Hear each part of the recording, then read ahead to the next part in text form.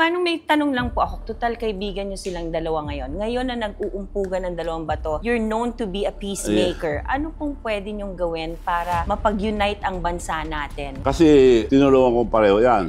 President Marcos, Vice President Sara. Nag-umpisa ako na silang dalawa. Tinulungan ko silang dalawa. Sumama ko all the way hanggang natapos ang eleksyon. You're a billionaire. You have everything. Tinatanong ako, kasi loko-loko ako eh.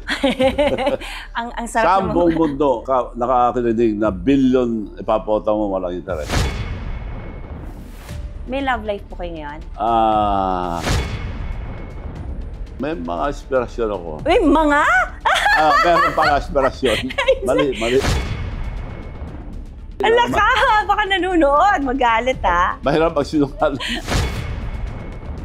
Manong, question po. Tuloy ba ang pagbili niyo ng Miss Universe dahil daw kunyari si Senyora ang Hindi ko naman kailangan bilhin dahil binibigay sa akin. Sino ang celebrity Pinay crush mo ngayon? Ang hirap nung tuwitin. Pero pinabisan ako.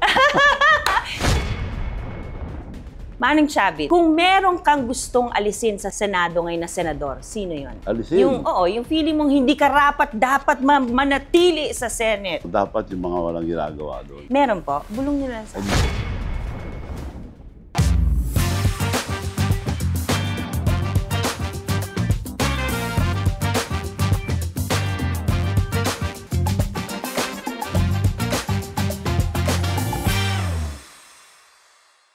Hi guys! Welcome back to my YouTube channel. With me right now is, there's just too many adjectives to describe this person. But one stands out from the rest. A true legend in the Philippines, Mr. Chavit Singson. Yay! Manong! Thank you. Thank you for guesting in my YouTube channel. Second time po. No. How are you, Manong? Yeah, okay naman lahat. Manong, you are running for senator. Yes, pero late ako pumasok kasi I'm not decided. Napilitan na lang ako dahil nga sa pagtulong ko sa mga drivers sa transport group at taong bayan dahil nakikita mo masisa yung mga jeep, puro pollution, kakasakitan tao. Pero matagal naman ang programang gobyerno yan. But the specification of the government, like DOTR, should be 22 passengers, 6 standing, at aircon. Total of 28 passenger. At kopyahin mo yung jeep para hindi mawala yung iconic look ng jeep dahil papalitan eh. But modernization program. So, the government, pinapadala sila sa land bank para umutang then mag-down ng 500 plus interest. So, the past administration, matagal ng plano yan ng LTFRB, DOTR. Walang gustong umutang. So, one time, sinabi ko kay Presidente nung nakita kami ng launching ko nung Dongpeng. Ngayon, during your administration, to accelerate your administration, Mr. President, it will happen because I'll just finance all. Hindi na kailangan pumunta yung driver sa land bank para umutang. Ako na mag-finance lahat ng electric jeep, electric tricycle, electric motorcycle. So meaning to say, ikaw ang magbabayad nun lahat? Mga kapital. Lahat. So zero interest? Wala. Wow. Yun na nga doon eh. No down payment, zero interest. Wow. Kaya nga nagtataka lahat. Tinatanong ako, kasi loko-loko ako eh. ang sarap sa naman. buong mundo, nakakarinig na billion ipapota mo walang interest. Wala pa. Ako lang ang loko-loko. Why are you doing it? Naawa ko sa taong bayan eh, na nakikita ko palagi ng ka-jeep na nausukan, siksikan ng sasakyan at kulang sa sasakyan.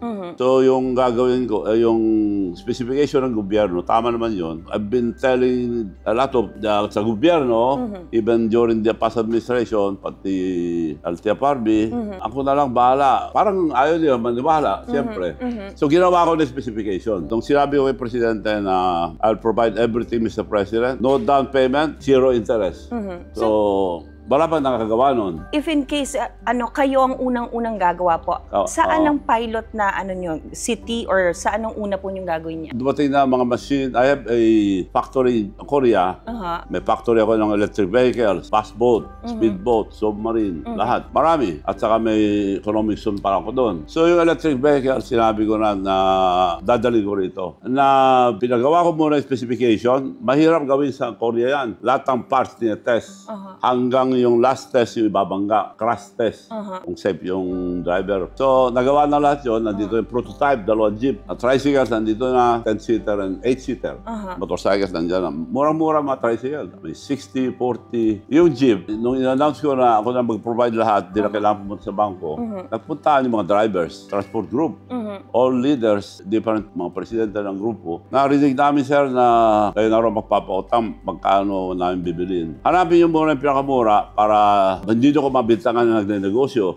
Pakakala nyo negosyo ko, hindi ko negosyo ito. Tulong ko lang sa driver, transport group, and the people. Dahil kawawa na. Nakakasakit yung mga tao. And sa environment din natin po. Oo. Sa environment, very important yan. Now, they went to China, Korea, buong Pilipinas. Pagbalik nila, nakita na namin, sir, yung pinakamura. 3 million, pinakamura. Electric, 28 passenger. Pero alam ko yung mga binibenta rito, 4 million. Pero 3 million, sabi. Alam naman na tumutulong kayo, sir, sa lahat. Pwede namin kunin ng 2 million 4. 600 kaagad ang gusto nilang bawas. Kako, sa inyo noon, tulong. Kung may pagtawaran ako sa inyo, hindi na tulong yan. So, happy ba kayo kung ibibigay ko ng 2 million 4? Happy kami, sir, dahil 3 million pinakamura. Sabi nila. O, pakita ko lang na tulong ako. Kasi kung bawasan ko o dagdagan ko, hindi na tulong yun. Negosyo na yun. Para pakita ko sa inyo na tulong yan ako. And isa lang ang salita ko, pag sinabi ko, ginagawa ko. 2 million 4, happy kayo. Happy kami, sir. O, bigay ko sa inyo 1.2. Wow. Ang binawas ko, 1.8. Billions yan. Yes, billion. yes. Bakit mo ginawa yun? Sabi, loko-loko nga ako eh. Ang sarap naman maging loko-loko ni Manong Chavit. Diyos ko, ang buong Pilipinas sa makikinabang sa pagiging loko-loko niyo po. May tanong po ako sa inyo. Bakit kayo tumakbong independent candidate? Kasi tinulungan ko pareho yan. President Marcos, Vice President Sara. Nag-umpisa ako na silang dalawa. Tinulungan ko silang dalawa. Sumama ko all the way hanggang natapos ang eleksyon. Kung pupunta ka sa kabila, pareho ang kaibigan, hindi na maganda. So, gitna lang ako. So, independent, L. Apat na L. Independent, L. Lakas loob, loko-loko. So, meaning to say, pwede kang sumampa po sa sa stage ni Presidente. Hindi naman sumampa, pero wala akong makukontra sa kanila. Free zone. Manong, may tanong lang po ako, curious lang ako. Total, kaibigan nyo silang dalawa ngayon. Ngayon na nag-uumpugan ng dalawang bato, you're known to be a peacemaker. Ano pong pwede nyong gawin para mapag-unite ang bansa natin when you become a senator? That's one of the reason na tumakbo ako dahil nahiya akong makialam dahil civilian ako. Diyan ako tumakbo noon. Tumulong na ako sa kanila.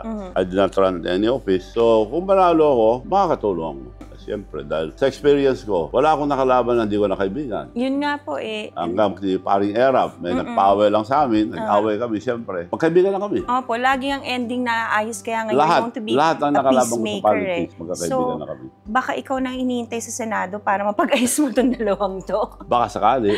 So, kung sakali, Manong, na maging senador po kayo, anong unang-unang batas na ipa-file nyo? Unang-unang batas na gagawin ko yung Chavit 500. Ano po yun? It's a universal basic income. Ginagawa na sa ibang bansa. Dito sa Pilipinas, wala pa. So, yon ang gagawin kong batas. Kung alam nyo yung tupad na binibigay. Kung minsan, okay. Kung minsan, kulang. Kung minsan, hindi na ibibigay. Hindi lahat na bibigyan. Gagawin ko ng batas yan at dadagdagan ko pa dahil sa maraming mga pwede natin i-tax na hindi nagbabayad ng tax. Like Netflix, hindi nagbabayad yan. Pero papag-aralan lahat. Marami naman pagkukunan. And kailangan matanggalan ng graft and corruption. Para doon. Ano sa tingin nyo po ang magagawa nyo para matanggal na talaga yung graft, yung red tape, yung graft and corruption? We have good laws, but the implementation is bad. Walang maipal na kaso na pag-file mo ng kaso, abutin ng siyam-siyam. Nasa baba pa lang, may parking pina. Kung tawagin, hindi na makakakyat. Disiplina ang kailangan natin at istriktuhan lang. Magandang batas natin. Sa research ko po, Manong, isa sa na nabasa ko na ang salita mo is ino-honor mo. Mas important yung salita, mas importante sa pirma. Dahil kung anong sasabihin mo, dapat yun ang mukha mo. At oras na hindi mo tinupad ang sasabihin mo, mawawala ang kredibilidad mo. Yun ang bili ng tatay ko. Once you lost your credibility, you will be nobody. Nobody will believe you anymore. Marami yung sinabing tatay ko, yun lang matandaan ko sa tatay ko. Yun naman nanay ko, ganun din. Dahil negosyante nanay ko, dami rin sinasabi, pero natandaan ko lang isa. Don't put your eggs in one basket. So ngayon naman, negosyo ko, lahat ng kumikita. Pero always, ang tinignan ko yung ROI. ROI. 1, 2, 3 years maganda. 4, medyo nag-iisip na ako. 5, ayaw ko lang kunin. Kung 5 years ang ROI. Marami naman ibang negosyo. Eto Manong, interested ako dito. Ano po tong VBank? Bbank, mag-download lang sila. Nandyan na yan, pero pinatanggal ko dahil binabawasan ko pa yung mga requirement. 77% ng bayan walang bank account. Maraming requirement. Magbabayad pa sila. Eto, download mo lang, sulat ng pangalan, address, picture mo sarili mo, may bank account ka na without going to the bank. So it's like an app po? Yes. O online app po siya? Online. Dahil meron akong bangko sa Amerika na approved, Bigang Bangko International. Meron akong bangkong lokal. Meron akong bangkong national, digital. Yun ang mag-power ng bangko at credit card na gagawin ko. Puro libre, puro tulong ko sa taong bayan. Bakit nyo naisipan na magkaroon po ng VBank para sa tao? Para anong gusto nyo pong ituro ba sa tao na mag-ipon din po? Yes. Importante kasi yun. Dahil like for example, yung mga maliit na negosyante, pupunta sa bangko, nag-aantay pa, nagsasarap ang bangko ang 3 o'clock.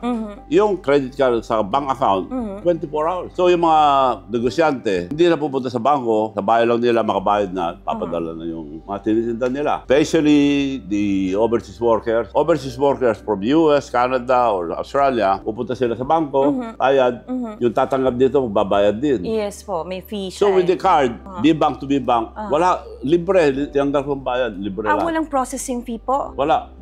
So kayo ang sumagot po lahat nun? Lahat. Ginawa ko parang bangko ng masa. Para makatulong sa ating bayan. Di ba ginawa niyo na po ito sa bayan ninyo po? No, 3 years ko na ginagawa. Matagal na eh. So yung card, wow, ang Narbacan social. card, dahil minsan ako naging mayor, Visa, Mastercard, or UnionPay, worldwide. So any of those 3, worldwide. At lahat ng mayors, kung anong bayan nila, yun ang card niya, pangalan ng card. So, like Quezon City, Quezon City card. So accredited po siya sa lahat po? Yes, Banknet. Oo nga, ayun Ay, Pwede ka pa umutang. At maganda yan, marital status, single. Yun yata, Manong, parang hindi ako naniwala. Parang iba yun. Going back, Manong. So pag ginamit ko yan, para na siyang good as cash? Yes. Pang-shopping, maski dito sa Pilipinas, pang-shopping, restaurant, lahat ginagamit ko ito. Wow! Gawa-gawa lang namin. Kaya magagawa ko sa lahat. Dahil ako pa rin ang Emeritus President ng Mayor's League, ang Mayor's League noon. And Councilor's League, Emeritus din. So tumutulong pa rin ako sa local government. Kaya kung anong bayan nila, yun ang pangalan ng card nila. And worldwide, malaking tulong ito sa taong bayan. And ikaw ang unang gagawa po niyan. Because nagawa mo na yan sa bayan mo and gusto mo lang nationwide. Yes, ko lang ginagawa. So nga, kinausap pa ng mga mayors. Marami naman papagawa. So, yung credit card, mga mayors or any LGU or any cooperative or any transport group. Kasi anong grupo? Kailangan may entity. LGU, grupo, transport group, cooperative. Basta may sector po, NGO dahil group. kung wala, nagawa ko na kasi at may tinulungan ako sa Mindanao, tumawag, papatulong. Mahirap ang buhay namin dito, sir. Ano trabaho mo? Tricycle driver. Sir, pero markila lang ako, maliit ang kita namin. Pinadalang ko yung tricycle. After 6 months, gumanda man buhay mo. Mahina, pasahe, sir. Ano nangyari sa tricycle mo? Binenta ko na, sir. So, kailangan may mag-manage. Like, for example, the mayors, LGU, or cooperative, sila yung kailangan maningil caretaker. Parang araw-araw. silang caretaker po. Oo. Para masingil sila araw-araw. Malaki ng kita nila dahil sasamahan ko pa ng solar parking charger. 30% below sa mga power supplier. Like here, Meralco, 30% below para dagdag sa tulong nila. You're a billionaire. You have everything. Malapit ka sa show business. Ang industry namin, mahal na mahal ka. Pagka naging senator ka, ano pang pwede mong matutulong sa dying industry namin po? Well, mas madali akong tumulong dahil marami pa rin red tape sa gobyerno eh. Kaya ang mga economic zone ko sa Korea eh. Pero kung payagan na ako rito, na 40 years na yata yan, pinapile yung mga anak ko sa Congress, hindi na-approve sa Senado. Sa Korea na ako. Dahil sa Korea, gobyerno patutulong sa iyo. Dapat yun ang gawin lang dito. Encourage them, tulungan. Ito hindi na-approve eh. So they cannot blame me by going to Korea. Kung payagan ako rito, ilipat ko lahat ang factory ko rito. So, matutulungan din ang showbiz industry doon, Manong? Yes, of course. Oo. Nagpo-produce na ako ngayon. Oo. Hindi naman ako marunong mag-produce. I'm very much interested to produce because my mom used to produce a lot of mga. Yes. Dahil may sinihan kami nung araw eh. So nanay ko na-produce. Nakipag-ano na ako. Because recall, binibili ko Channel 7 noon. Kaya rin niya kami ng presyo, 42.5. O sige, kunin ko ako. Hindi lang natuloy, something went wrong. Pero ngayon, nagpirma na kami ni Atty. Annette Guzon. She's very professional. So ako lang magpipirma sa lahat ng mga movies nila. Maski sino, maski ABS or Yes. maski sino, gusto ko lang tumulong talaga. Yes, kasi mahal na mahal ka ng showbiz industry, Manong. Hindi ka man artista, pero ang dami mo natutulungan na hindi alam ng tao dahil ayaw mong ipaalam po. Kaya nga, di ba, naging sikat na sikat ka sa showbiz industry. Hindi lang dahil may mga nalilink dati sa inyo.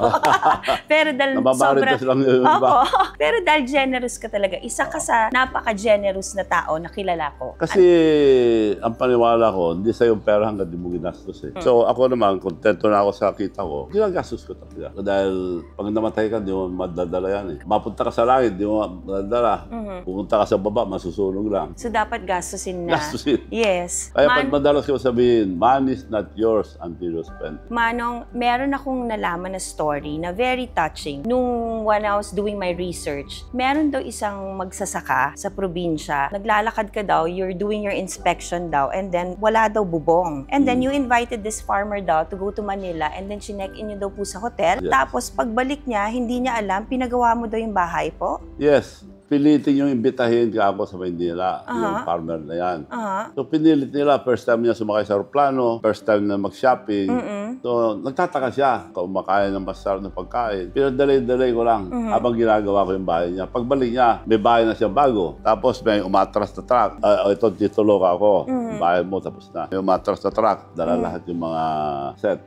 Lahat, kitchen set, living room set, bedroom set niya, lahat kompleto. Hindi alam ng mga tao, Manong, no, na as a leader, you're very hands-on. Talagang umiikot ka, chine-check mo talaga. I spend money but I don't want a dole out. I spend my money as a reward system. Makita ko na masipag yung tao, tutulong. Tama naman po, no? Kasi you should teach them how to fish also. Hindi lang yung bigay ng bigay po, no? Hindi. Tama. Ayaw ko yung nangihingi. Manong, question po. Tuloy ba ang pagbili niyo ng Miss Universe dahil daw, kunyari, si Senyora ang ang contestant? Nag-trending ka po doon, ha? Yun, marites lang yun. Pero hindi ko naman kailangan bilhin dahil binibigay sa akin. Maski saan eh. Nung first time kong kinuha, ang hirap. Pinahirapan ako ng gusto. So, to cut the story short, nung natapos, dahil hindi mo pwedeng ilabas, kung napapansin nyo sa ibang bansa, hindi lumalabas yan sa hotel lang. Dahil kung may mangyari, international issue. Nung nakuha ko, nilabas ko na sa lahat. Hindi pwede, sabi yung Miss Universe. Hindi, nabayaran ko na kayo. Wala naman pakialam dito. Laki binayad ko eh. So, nilabas ko lahat. So, dineclare nila after that, the most successful Miss Universe ever in the whole world was in the Philippines. So, sabi sa akin, nag-down payment pa ako eh. No down payment, may porsyento view discount. Anywhere in the world, you can do it, sabi sa akin. Yes, kasi inangat mo talaga yung tingin ng ibang bansa sa Pilipinas. Pero before that, sinabi, malulugi ako. So, ilan lugi natin ako? Malulugi tayo 1 million. Kung kukunin mo. Kaya walang kumukuha. Walang malalaking company, ni government, wala. Kaya pala, ang mahal. So, I spent 15 million plus yacht, aeroplano. Yes. Dami ko nagastos dito. Yes. Lugi talaga. Pero I know na malulugi. Pahig naman ako, basta maganda sa ating bansa. Para sa bansa natin, no? Yeah. So, itong pinakalugi ko na, itong pinakamalaking lugi, itong transport group, electric vehicles, dahil billions yan eh.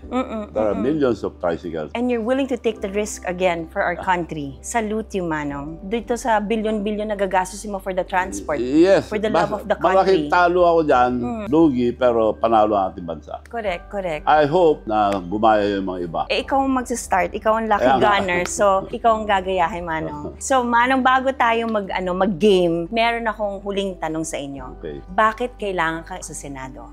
Para mas madali akong tumulong. Hindi ako interesado sa posisyon dahil minsan tumakbo ako noon, nahulog ako sa helicopter. Talagang muntik mabalo yung paa ko. Umitim ng gusto, hindi ako makalakad. So, nung ginawa ko Miss Universe, ngayon katumakbo, sabi nila, dahil you're very popular. Hindi na, kung tatakbo akong senator uli, baka mahulog na ako sa langit. So, ayaw ko na tumakbo. That's why this time, late na ako nag-decide. Dahil nga sa ginagawa ko, marami ng, yung mga ano kagad kasi yung mga Governors League, nag-endorse agad, Mayor's League, Caloocan, ang ganda ng reception sa inyo. Yes. And then sa Cebu, ang ganda. To think na late kayo nag-announce, pero ang ganda ng reception ng tao sa inyo. How do you feel about it? Kasi ang national election, the most important is awareness. Kilala ko, pero hindi alam tatakbo ko senador. Kaya umiikot ako ngayon, sinasabi ko. Kung minsan nga, nangangampanya ako, awareness, they should be aware. Yeah. Pinapalam ko na, ako po, tumatakbong gobernador, namamani pa rin ako. Hindi pala, senator. So, mga ganon. Yun ang awareness ang very important. Yes, So, yes. that's why this month and next month and till February, binubugbog ko ang awareness. Eto na, darating na tayo sa Truth or Dare. Tanong o lagot. Dito namin malala. Alam namin po, Manong Chavit, na sa fasad mong ganyan, akala nila matapang ka, hindi nila alam. Napaka yung puso mo mamon. Kaya hindi ko alam kung sasagutin mo itong mga tanong ko sa'yo.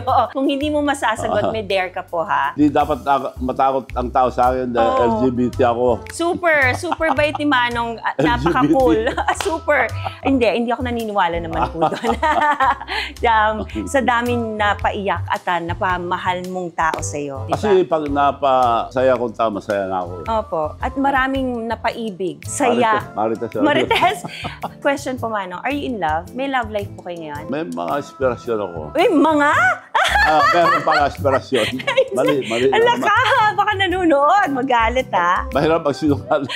So, may inspirasyon. May inspirasyon. Oo, kasi syempre, ikutin mo buong Pilipinas. Ang hirap naman kung wala malamig ang Pasko niyo. Siyempre, meron dahil nga single ako eh. Oo. Single. Ayun ang napala ko rito. Nasabi ko single ako. That's the most important. At least, you're ready to mingle. Because single is ready to mingle. First question, Maring Chavit. Ito, ang future senator natin. Yes. Sino ang celebrity Pinay crush mo ngayon? Mahirap sagutin yan. Next episode. Ha? Your next episode na lang. Ayaw niyang sagutin kung sino yung Pinay crush niya. Ang hirap nung question na yun. So Pero pinawisan ako. So magde-dare ka, dahil hindi mo sinagot at ayaw mo sagutin kung sino yung Pinay crush mo, ang dare ko, Manong, pwede ko malaman kung magkano pong laman sa bangko. Wala. Hindi, yung wallet nyo na lang po. Pwede po makita. Wallet raid. Baka habulin ako ng bayayari. Hindi po, wallet raid lang po. Wala. Wala kayong Wala po kayong wallet? Rubber band. Rubber band ang gamit nyo? Yes. Talaga po? Like, so rubber band. talagang... Rubber band. Oh my God! Ganyan pa rin kay Manong, kahit dati. Pag pupunta kami sa Ilocos, naka-rubber band, ang ganyan hanggang ngayon, ganyan pa rin. Meron pa rin. So, saan nyo nilalagay yung mga picture po nang gusto nyo ilagay na picture? Sa rubber band din? Next question. Pinapawisan ako sa mga question mong huli. Pwede ba nasa next, na lang program? Sa lahat ng mga bisita mong foreign na mga celebrities, Manong, sino po sa kanila yung pinakamabait? Lahat mabait. Playing safe si Manong Chavit, lahat talaga mabait. Lahat mabait. Pero sino po yung pinaka-friend nyo? Yung... Lahat ng barkada mo. Talaga? Yung foreign, like si Paris Hilton, nag-uusap pa rin po kayo? Wala na. Noon lang, nung pumunta rito, siyang nag-request na mag-picture taking kami. Di ba? Sorry, si Paris Hilton ang nakipag-request. Mag-picture. Di ba? Third question, Manong. Last na. Hindi na kita pagpapawisin. Promise. Eto na. Manong Chavit, kung meron kang gustong alisin sa Senado ngayon na senador, sino yun? Alisin? Yung feeling mong hindi ka dapat manatili sa Senate. Hindi ko masabi, pero dapat yung mga walang ginagawa doon. Meron po? Bulong nyo lang sa akin. Hindi ko alam, pero meron mga tao alam yan. Pero meron po. Nakakaya naman sabihin ko dito. Opo. Pero meron naman mga ganun. Meron po, no? Ako din, meron din ako alam. Bubulong ko kay Manong Chavit. So, ladies and gentlemen, Chavit Singson! Thank you. Anong good luck? Good luck and I wish you all the best. Papasalamat ako. May mga pupunta pa ako pero talaga dito pinuntahan ko dahil malapit ka sa akin, lahat ang barkada mo. So, yun ang kaibigan. Kayo ang mga tunay kong kaibigan. Opo. At saka matagal na tayo magkaibigan dahil alam ko ang bayan natin ay magiging nasa mabuting kalagayan. Sa sobrang hirap na nangyayari sa gulo ng politika natin, we need somebody like you na hindi pag-iinteresan ang pera ng mamamayan, kundi aalagaan po, protektahan po kami. Kaya sana ituloy mo ang laban nito dahil kailangan ka namin. Salamat. Thank you. Maraming salamat. Yehey! Pero wag mo nang tanong yung mga nakakapawis.